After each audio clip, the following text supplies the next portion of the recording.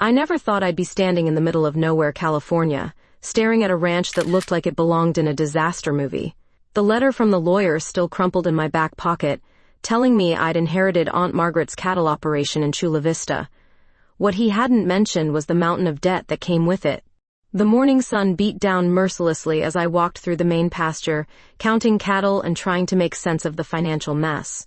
Foreclosure notices were stacked on the kitchen table like a house of cards, all dated within the next 6 months. I had a business degree from UC San Diego, but nothing had prepared me for this. That's when I saw him. My prize Angus bull, worth more than my car, lying on his side in the far corner of the field. His breathing was labored, eyes rolling back. My heart dropped to my boots. "Damn it all to hell," I muttered, pulling out my phone to call the only veterinarian number I could find. 20 minutes later, a white pickup truck with Lewis Veterinary Services painted on the side pulled up my gravel driveway. Out stepped a woman in her late 20s with shoulder-length brown hair pulled back in a practical ponytail. Her blue eyes surveyed the scene with professional intensity as she grabbed a medical bag from the truck bed. "You Jessica Cook?" she asked, walking toward me with confident strides. "That's me. You must be Dr. Lewis." "Tiffany's fine. Where's the patient?" I led her to the bull, watching as she knelt beside him without hesitation. Her hands moved expertly over his flanks, checking vital signs with practiced efficiency. There was something mesmerizing about the way she worked, completely focused and unafraid. "When did this start?" she asked, not looking up from her examination. "Found him like this an hour ago. He was fine yesterday." She frowned, pulling a stethoscope from her bag. "Bloat. Probably ate something that didn't agree with him. We need to act fast or you'll lose him." For the next 2 hours I watched Tiffany work magic. She inserted tubes, administered medications, and monitored the bull's condition with unwavering attention.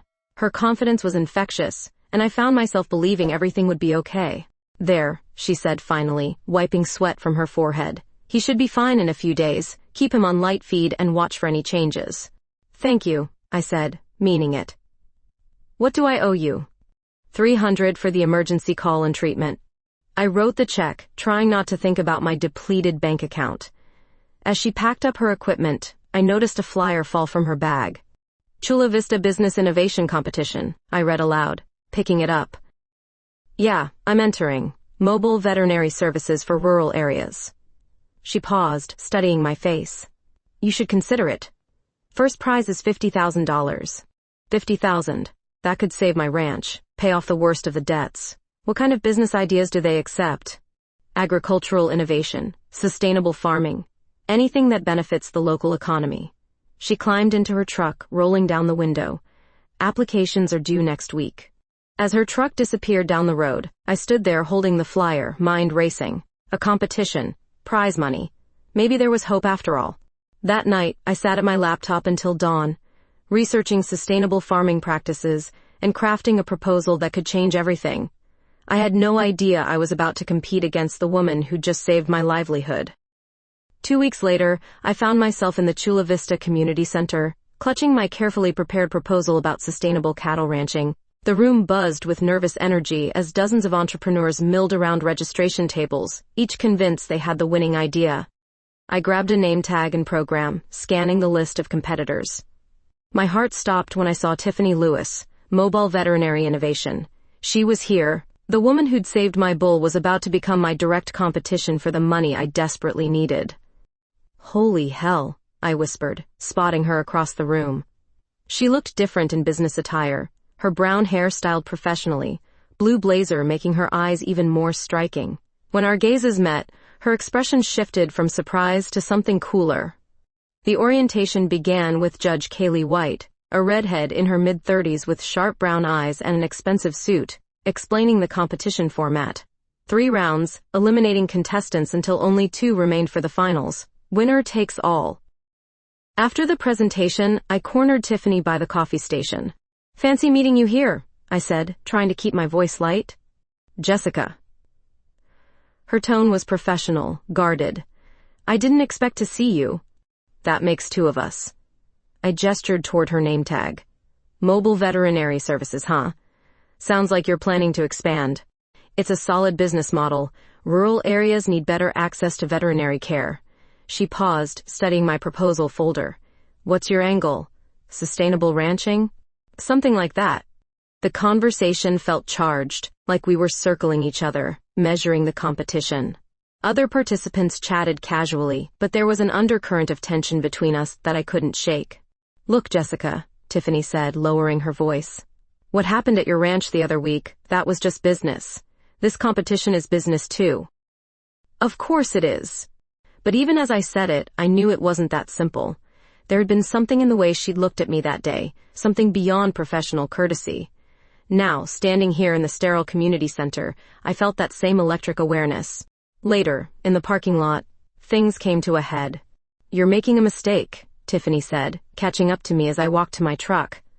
Excuse me? This competition. You're a rancher, not an entrepreneur. You're out of your league. Thanks for the vote of confidence. My temper flared. Just because you saved my bull doesn't mean you know anything about my business capabilities. I know enough to recognize someone who's desperate. Her words cut deep because they were true. Desperation makes people do stupid things. Like what? Compete for money that could save my family's ranch? How is that stupid? Because you're not thinking clearly. This isn't some charity auction where the judge picks the most sympathetic story. I stepped closer, anger boiling over. You think I'm here for pity? That my business plan is some sob story about the poor little rancher who can't make it on her own? Isn't it? The question hung in the air between us. For a moment, I wanted to tell her exactly what I thought of her condescending attitude. Instead, I took a deep breath. May the best woman win, I said coolly, climbing into my truck. As I drove away, I caught sight of her in my rearview mirror, standing alone under the parking lot lights. Part of me wanted to go back, to explain that this wasn't personal. But $50,000 was personal when it meant the difference between keeping my ranch and losing everything. The next morning, I was reviewing my presentation notes when Kaylee White called. Jessica, this is Kaylee from the competition. Do you have time for coffee today? An hour later, I sat across from her at a downtown cafe, wondering why one of the judges wanted to meet privately. I don't usually do this, she began, stirring her latte. But I see something in your proposal that reminds me of myself 15 years ago. What's that? Determination mixed with terror, she smiled. I was broke when I started my first business, bet everything on an idea that everyone said would fail. Did it? Eventually, no. But I made mistakes along the way, big ones. She leaned forward. Word of advice? Keep your personal life separate from your business goals. Mixing the two rarely ends well. I frowned, unsure what she was getting at. I'm not sure I follow. You will. She stood, leaving money on the table. Good luck, Jessica. You're going to need it. 3 days after my coffee with Kaylee, my water pump decided to die spectacularly. I stood in the barn at 6 a.m, watching precious water gush from broken pipes while my cattle waited for their daily drink. The repair estimate made my head spin, but without water, I'd lose every animal within days. Swallowing my pride, I called Tiffany. She answered on the second ring. Lewis Veterinary Services. It's Jessica. I need your help. 20 minutes later, she pulled up as I was attempting a temporary patch with duct tape and prayer. That's not going to hold, she said, surveying the damage. It has to. I can't afford a real repair until after the competition. Without another word, she rolled up her sleeves and worked beside me for the next 2 hours. We managed a functioning, if ugly, temporary fix that would last a few weeks. By the time we finished, we were both covered in mud and exhausted. Come on, I said. Least I can do is feed you. In my kitchen, I heated leftover stew while Tiffany washed her hands at the sink. The intimacy of the moment struck me, how natural it felt having her in my space. You didn't have to help, I said, setting bowls on the table. Yeah, I did. She sat down, meeting my eyes. Animals don't deserve to suffer because their owner's too stubborn to ask for help. Is that what I am? Stubborn? Among other things. A smile played at her lips. Determined, passionate about what you believe in, completely out of your mind for taking on this ranch. We ate in comfortable silence as darkness fell outside. When she stood to leave, I walked her to the door. Tiffany, about the other day in the parking lot. Forget it. Competition makes people say things they don't mean. We stood on my porch, close enough that I could smell her perfume mixed with the scent of hard work. The porch light cast shadows across her face, highlighting the curve of her lips. "What if I meant some of it?" I asked quietly. She stepped closer, her blue eyes searching mine. "What are you saying, Jessica?" "I don't know." The honesty surprised me. I've never felt like this about someone I barely know. "We're competitors. Right now we're just two women standing on a porch." She reached up, her fingers brushing my cheek. "This is crazy." "Probably." When she kissed me, it was soft and tentative, like she was asking permission. I answered by pulling her closer, feeling her warmth against me under the California stars. Her lips were gentle but insistent, and for a moment the ranch, the competition, everything else disappeared. We broke apart, breathing hard, staring at each other in shock. "I should go," she whispered. "Yeah." But neither of us moved for several heartbeats. Finally, she stepped back, breaking the spell. "I'll see you around, Jessica." I watched her drive away, touching my lips where hers had been. What the hell had just happened? For the next week, I threw myself into competition preparation, trying to forget the taste of her kiss. When I called about a follow-up appointment for the bull, her assistant said she was booked solid. When I tried her cell, it went straight to voicemail. The message was clear. She was avoiding me. I told myself it was for the best. We were competing for the same prize, and I needed that money too desperately to let personal feelings interfere. But late at night, lying alone in bed, I replayed that kiss over and over. Meanwhile, my ranch presentation was coming together beautifully.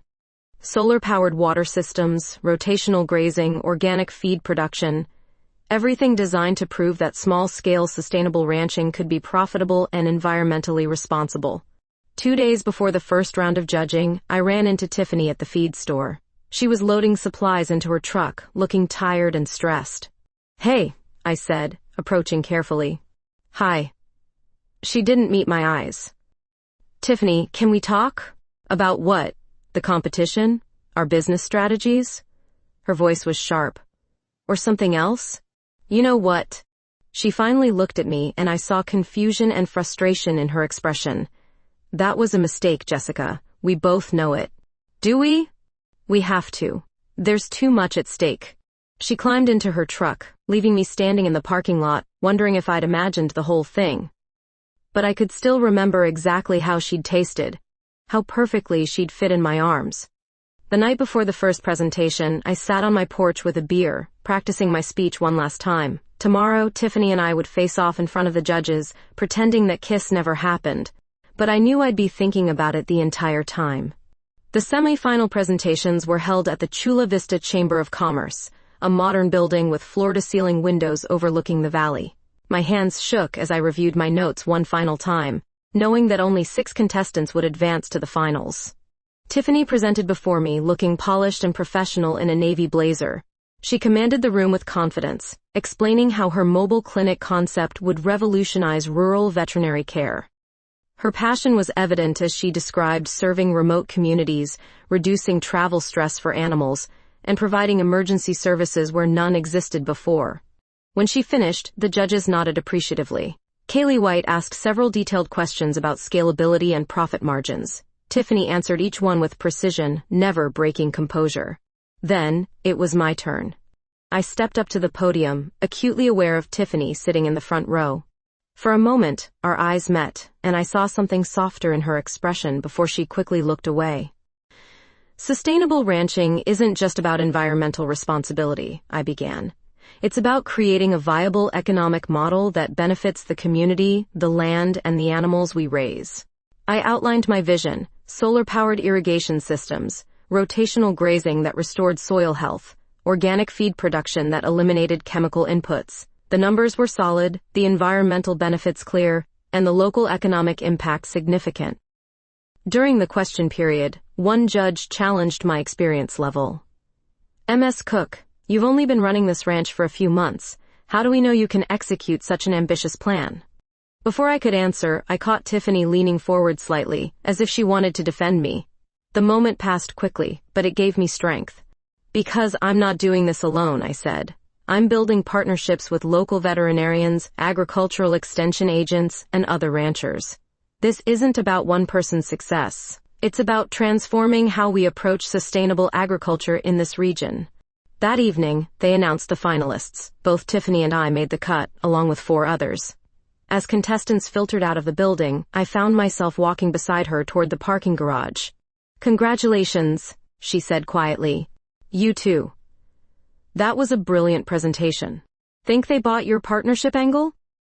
"I hope so." I stopped walking, turning to face her. "Tiffany, I meant what I said in there. About partnerships, about not doing this alone." "Jessica, I know we're competitors. I know this is complicated. But that presentation made me realize something." She waited, blue eyes searching my face.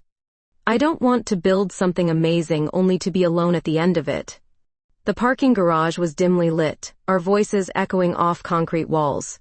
Other contestants passed by, heading to their cars, but we stood frozen in our own bubble. "What are you saying?" "I'm saying that whatever happens with this competition, I can't stop thinking about you." The words tumbled out before I could stop them. About that kiss, about how right it felt having you at my ranch. She stepped closer, close enough that I could see the conflict in her eyes. "This is crazy. We barely know each other. Then let's change that. Jessica, there's something you need to know about me. Whatever it is, it doesn't matter." It might. But before she could explain, she kissed me again. This time there was nothing tentative about it.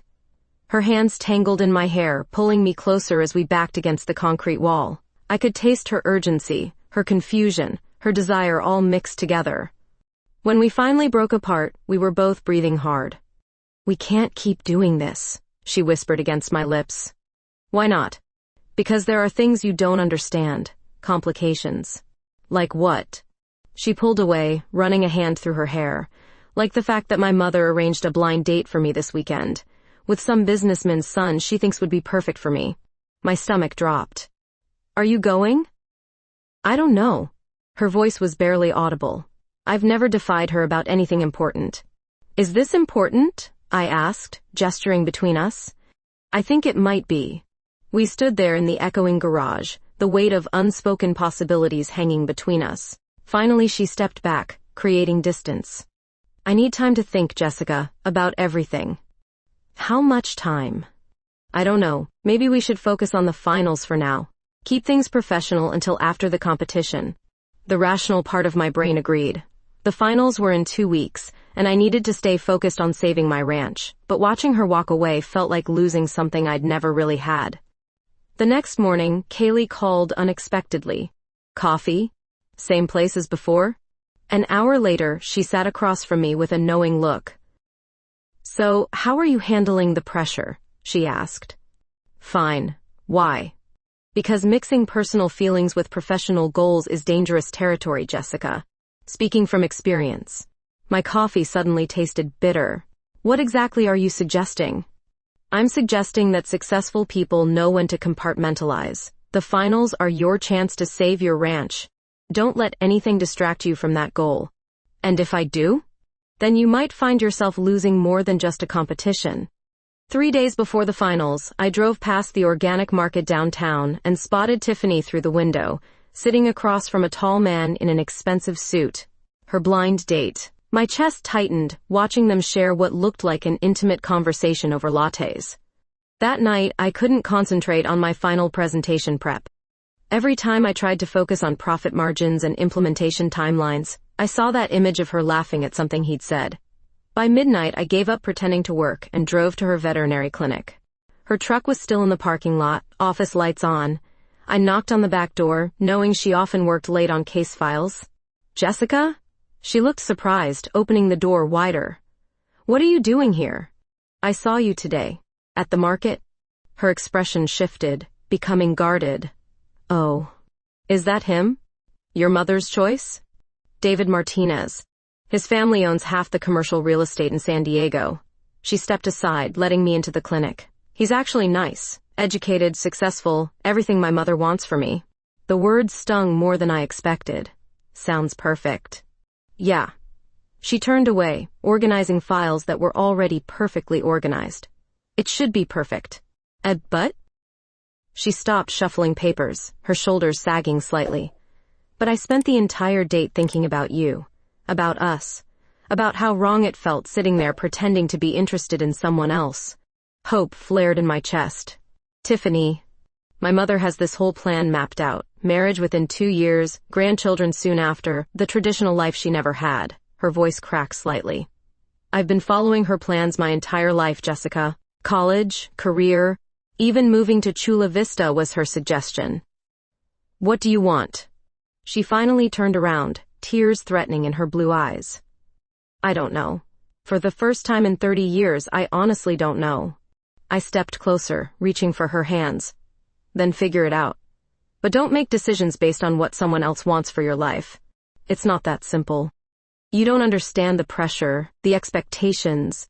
You're right, I don't understand. My aunt raised me to make my own choices, even the stupid ones. I touched her face gently. But I understand this. When I kissed her this time, it was different, deeper, more desperate, like we were both trying to communicate something words couldn't express. She responded immediately, her arms wrapping around my neck, pulling me closer.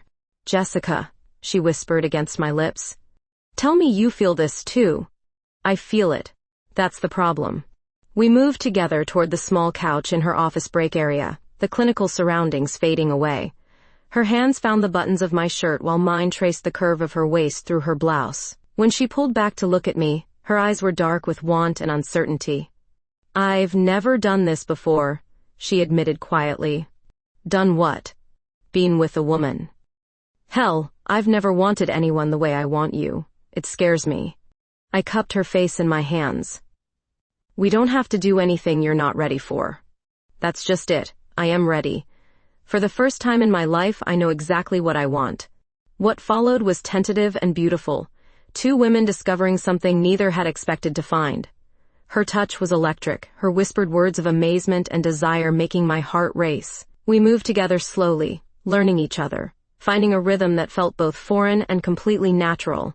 When she cried out softly, pressing her face against my shoulder, I held her like she was the most precious thing in the world. Afterward, we lay tangled together on the narrow couch, her head on my chest, both of us trying to process what had just happened. My presentation is tomorrow, I said finally. Mine too.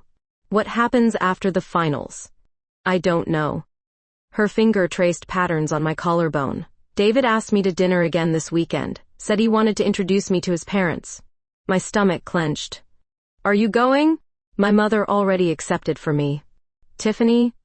I know what you're going to say, that I need to stand up for myself, make my own choices. She sat up, reaching for her clothes. But you don't understand what it's like having a mother who sacrificed everything for your success.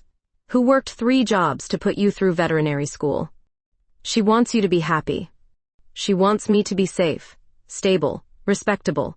Tiffany was dressing quickly now, the intimate moment evaporating. What we just did, what I'm feeling, none of that fits into her vision of my life. I pulled on my shirt, watching her rebuild her emotional walls in real time. What about your vision of your life? I'm 30 years old, Jessica. I've been living other people's visions for so long, I'm not sure I have one of my own anymore. The clinic felt cold and sterile again, nothing like the warm sanctuary it had been minutes before. She walked me to the door, maintaining careful distance. Good luck tomorrow, she said formally. Tiffany, this doesn't have to end. Doesn't it? I'm meeting David's parents Saturday night. My mother's already talking about wedding timelines. So tell her the truth. About what? That I might be attracted to women? That I'm falling for someone I barely know? That I'm throwing away a perfectly good relationship for something that might not even be real? Is it real? I asked quietly. She looked at me for a long moment, pain evident in her eyes. That's what scares me most. The finals presentation was scheduled for Friday afternoon, but by Thursday morning, everything had fallen apart. I was reviewing my notes one final time when my phone rang. Ms. Cook? This is Margaret Chen from the competition board. We need to meet immediately. An hour later, I sat in a sterile conference room facing 3 stern-faced officials. Margaret placed a manila folder on the table between us. We've received allegations about your relationship with another contestant, she began. Someone claims you and Dr. Lewis have been romantically involved, which could constitute collusion or unfair advantage. My blood turned cold. That's ridiculous. Is it? Because we have witness statements about intimate behavior in public locations. She opened the folder, revealing photos taken in the parking garage after the semifinals. Care to explain? The images were grainy but unmistakable. Tiffany and me pressed against the concrete wall, clearly kissing. My stomach dropped to my feet. Who sent these? The source requested anonymity. The question is whether this relationship has compromised the integrity of the competition. I stared at the photos, mind racing. Someone had been watching us, waiting for the right moment to strike. This has nothing to do with the competition, doesn't it? 2 finalists involved romantically, sharing business strategies, potentially coordinating presentations for mutual benefit? That never happened. Perhaps not. But the appearance of impropriety is enough to disqualify both contestants. You can't be serious. Margaret leaned back in her chair. We're prepared to allow you to continue if you agree to maintain complete separation from Dr. Lewis until after the finals. No contact whatsoever. The deal felt like a prison sentence, but losing the competition meant losing my ranch. And if I refuse? Then you're both disqualified immediately. I signed the agreement with shaking hands, agreeing to no contact with Tiffany for the next week. As I left the building, I wondered how I was going to explain this to her. I didn't have to wait long. My phone buzzed with a text from her. We need to talk. Urgent. Can't. I'll explain later. Jessica, something's happened, please. But I'd signed an agreement, and breaking it would destroy everything I'd worked for. I turned off my phone and drove home to my empty ranch, feeling like a coward. Friday afternoon arrived like a death march. I presented my sustainable ranching proposal to a panel of 5 judges, including Kaylee, who refused to meet my eyes throughout the entire presentation. My delivery was polished but felt hollow without knowing where Tiffany was or what she'd been told. Tiffany presented after me, her mobile veterinary clinic concept as brilliant as ever, but I noticed tension in her voice, a tightness around her eyes that hadn't been there before. When she finished, we were both asked to wait in separate holding rooms while the judges deliberated. An hour later, Margaret Chen returned with the results. Congratulations, mess cook. You've won first place in the $50,000 prize. Relief flooded through me, followed immediately by hollow emptiness. I'd won, but at what cost? The victory ceremony was a blur of handshakes and photographs. Tiffany congratulated me professionally, her expression carefully neutral, before disappearing into the crowd. I wanted to chase after her, to explain about the forced separation, but reporters surrounded me with questions about my plans for the prize money. That evening, I found myself alone in the community center parking lot, holding an oversized check that represented my ranch's salvation. The victory felt meaningless without someone to share it with. Congratulations. I turned to find Kaylee approaching, her expression unreadable. Thanks, I said flatly. You don't sound very happy for someone who just won $50,000. Should I be? She studied my face carefully. Jessica, there's something you need to know about those photos. My heart stopped. What about them? I sent them. The parking lot seemed to tilt sideways. You what? I submitted the anonymous tip to the competition board. Her voice was steady, unapologetic. I warned you about mixing personal feelings with professional goals. You destroyed us. I protected you, both of you. She stepped closer. Do you have any idea what kind of scandal this could have created? 2 women involved romantically, competing for the same prize? The media would have had a field day. So, you decided to play God with our lives? I decided to save your careers, your reputations, your futures. Her brown eyes flashed with conviction. Sometimes adults have to make difficult choices. You had no right. I had every right as someone who's been where you are. I've seen promising careers destroyed by even the hint of impropriety. I've seen good people lose everything because they couldn't separate their personal desires from their professional responsibilities. And Tiffany? What about what this did to her? Tiffany will be fine. She'll marry that nice young man her mother has lined up, build a successful practice, and live a respectable life. A miserable life. A safe one. Kaylee's voice softened slightly. Jessica, I know you think I'm the villain here. Maybe I am. But in 10 years, when you've built a thriving ranch, and she's built a successful practice, you'll understand that sometimes love isn't enough. She walked away, leaving me standing alone with my prize money, and the wreckage of whatever Tiffany and I might have had. That night, I sat on my ranch porch, staring at the check that would save everything I'd inherited. But all I could think about was Tiffany's face during her congratulations, the careful distance she'd maintained, the way she'd looked at me like I was a stranger. Finals day dawned gray and overcast, perfectly matching my mood. I'd barely slept, replaying Kaylee's confession about the photos over and over. The woman I'd trusted as a mentor had orchestrated the destruction of whatever Tiffany and I had been building. The presentation venue was packed with local business leaders, media, and family members of the finalists. I spotted Tiffany near the registration table, looking polished in a charcoal suit, but there were dark circles under her blue eyes that makeup couldn't completely hide. When our gazes met across the crowded lobby, something passed between us. Pain, recognition, questions that couldn't be asked in public. She looked away first, turning back to the woman beside her, who I recognized from photos as her mother. Jessica Cook? A young reporter approached with a camera crew. Channel 7 News. Can we get a quick interview about your proposal? For the next hour, I went through the motions of being the confident finalist everyone expected. I answered questions about sustainable ranching, posed for photos, and smiled until my face ached. But my attention kept drifting to Tiffany, who was handling her own media obligations with professional grace. The final presentations were held in the main auditorium. As the defending champion from the semifinals, I presented first.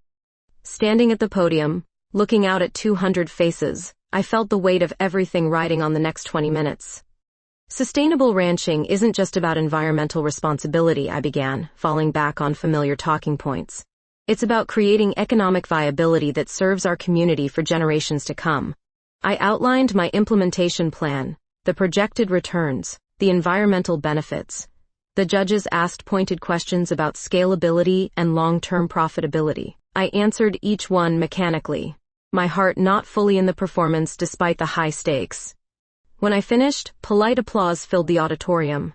I caught sight of Kaylee in the judges' row, her expression unreadable.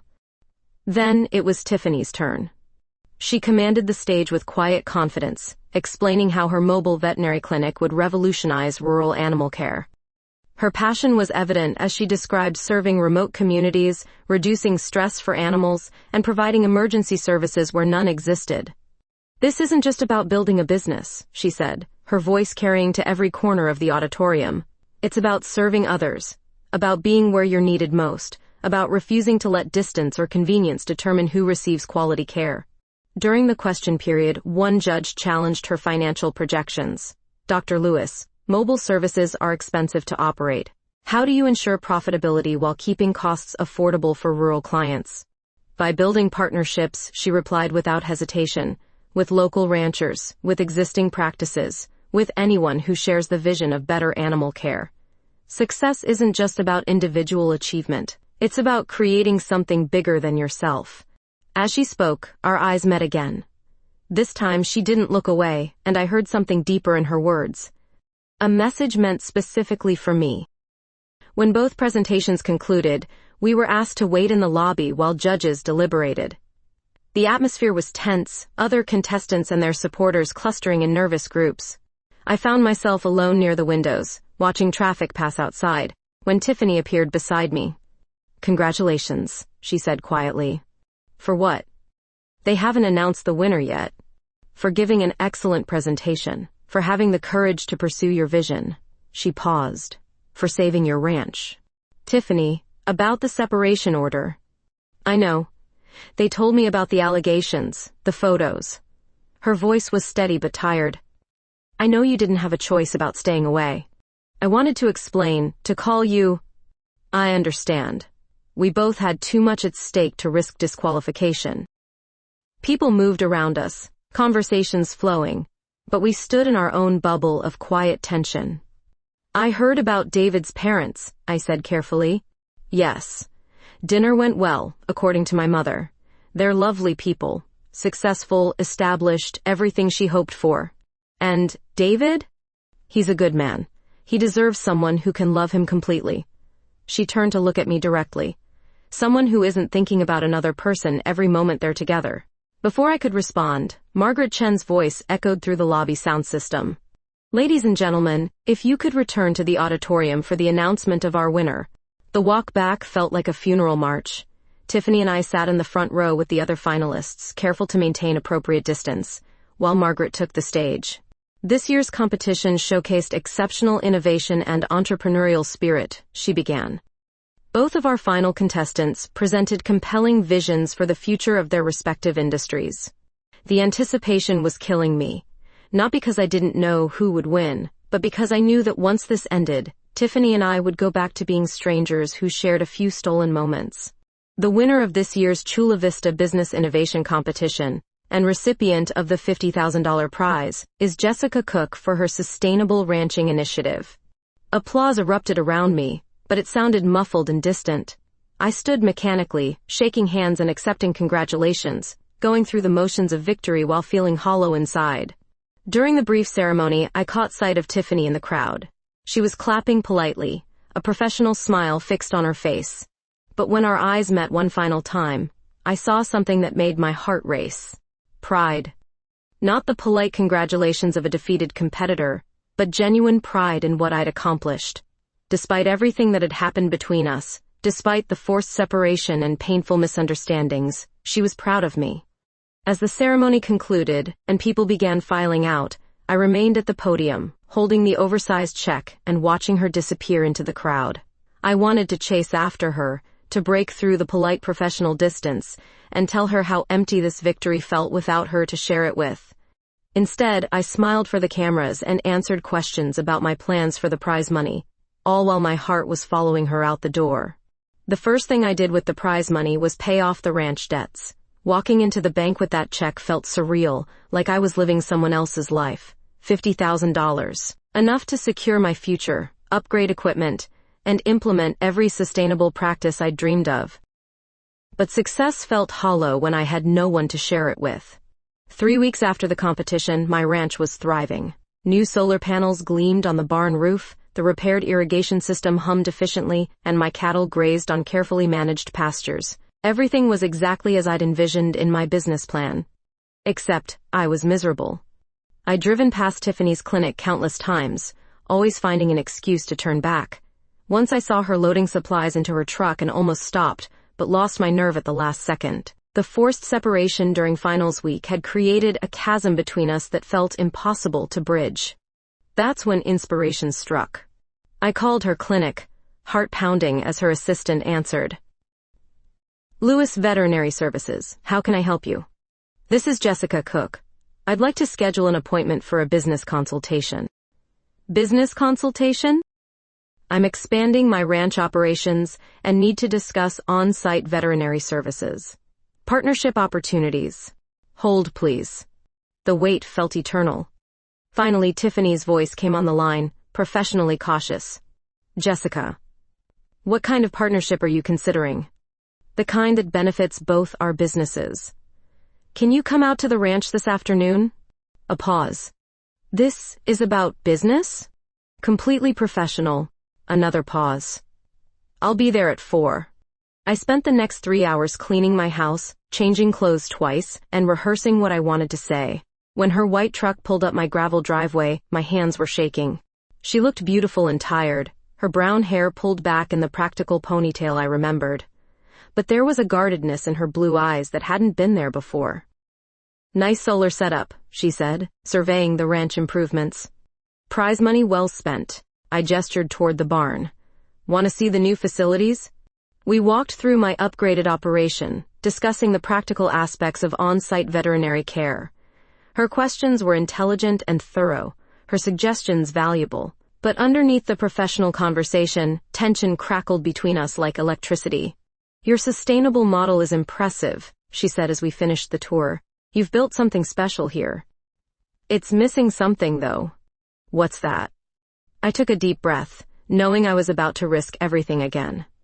A partner. Someone who understands that success isn't just about individual achievement. She stopped walking, turning to face me fully. Jessica, what are you really asking? I'm asking you to consider a real partnership. Your mobile clinic based here, serving the entire valley from this location. Shared resources, combined expertise, together we could revolutionize rural animal care and sustainable farming. And personally, I'm asking if you're happy with the choices you've been making. Her composure cracked slightly. David proposed last weekend. My mother's already planning the wedding. My heart sank, but I pressed on. What did you tell him? I said I needed time to think. How much time? Jessica, you don't understand. My mother has never been happier. She's already shopping for grandmother duties, talking about the kind of life she always wanted for me. What about the life you want for yourself? I don't know what that looks like anymore. Her voice was barely a whisper. Being with you that night at the clinic, it felt like discovering a part of myself I never knew existed.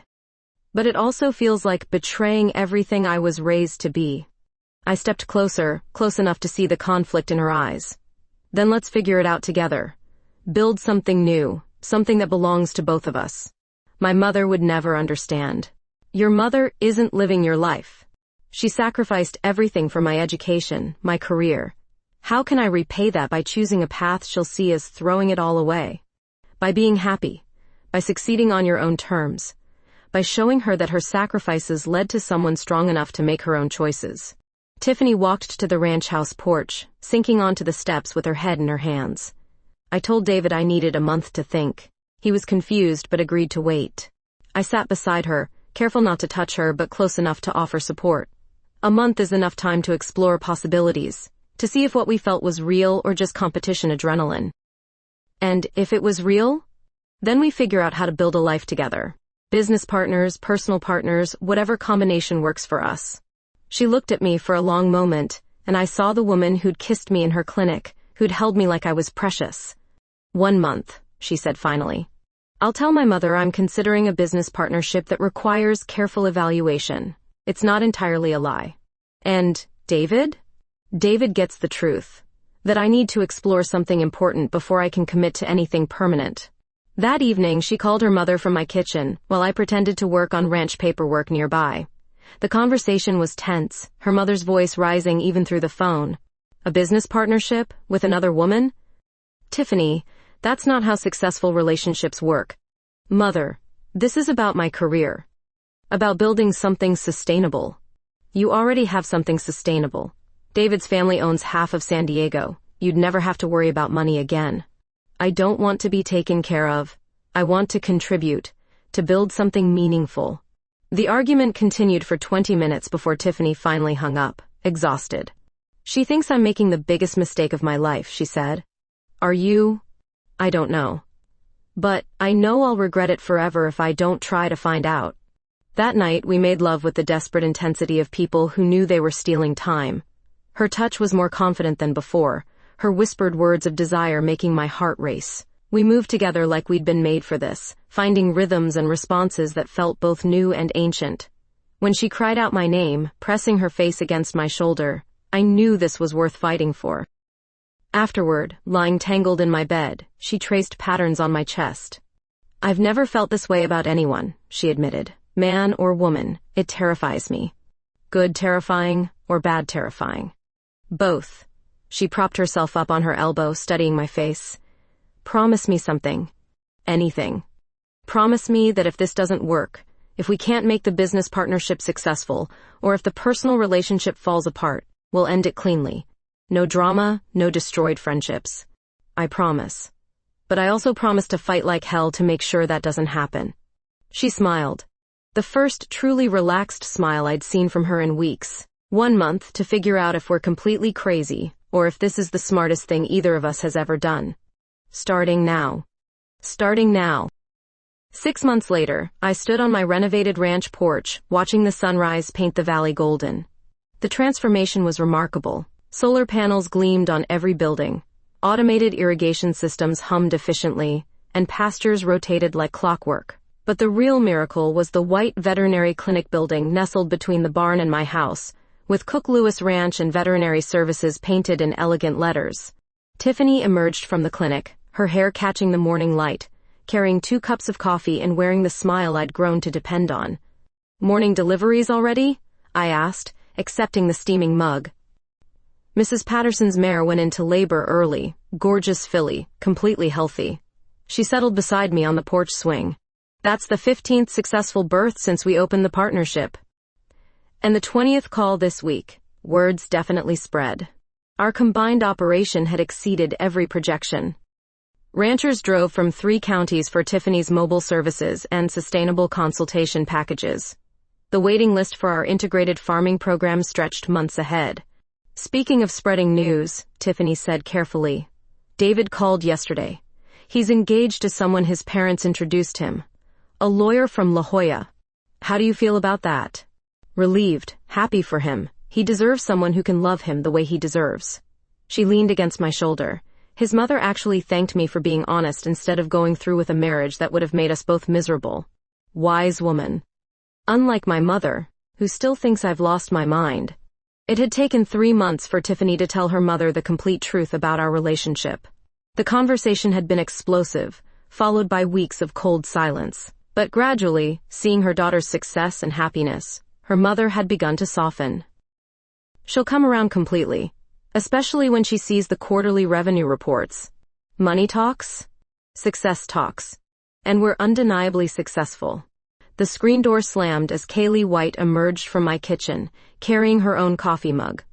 She'd become an unexpected visitor over the past few months, initially coming to apologize but staying to become something like a mentor again. Morning meeting starting without me? She asked, settling into the porch chair. Kaylee, it's barely 7 a.m.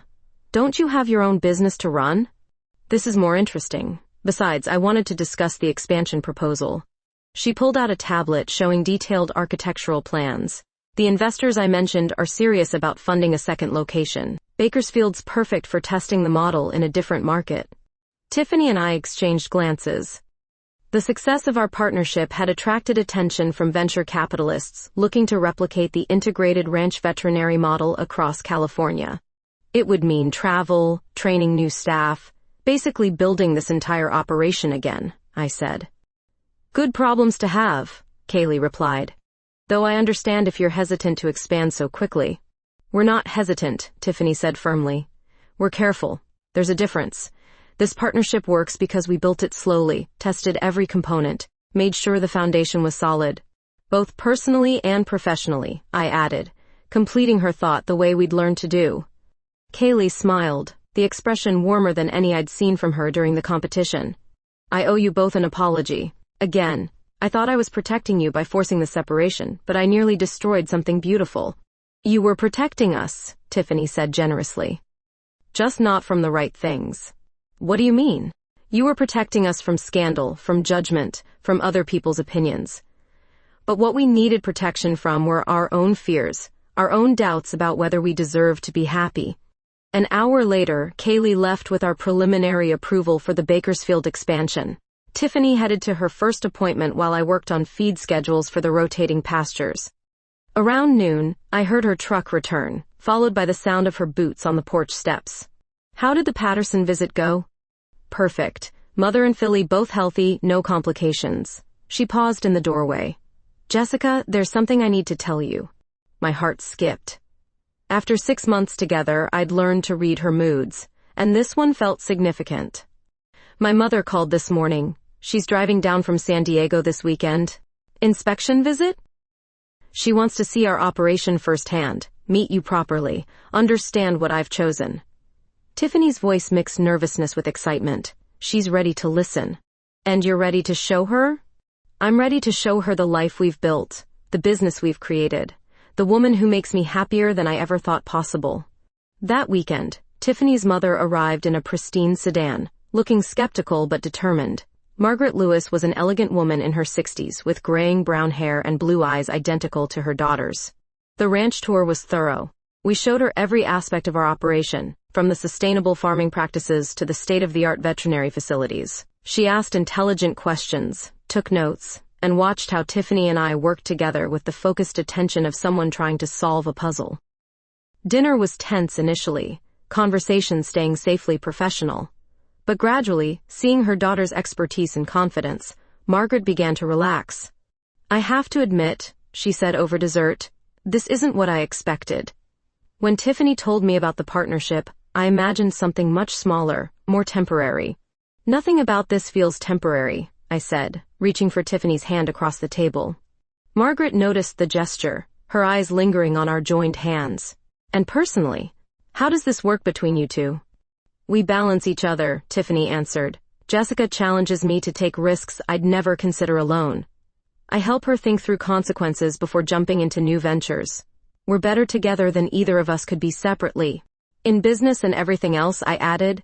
Margaret studied both our faces for a long moment. I can see that. I can also see that you're both happy in a way I haven't seen Tiffany be since she was a child chasing butterflies in our backyard.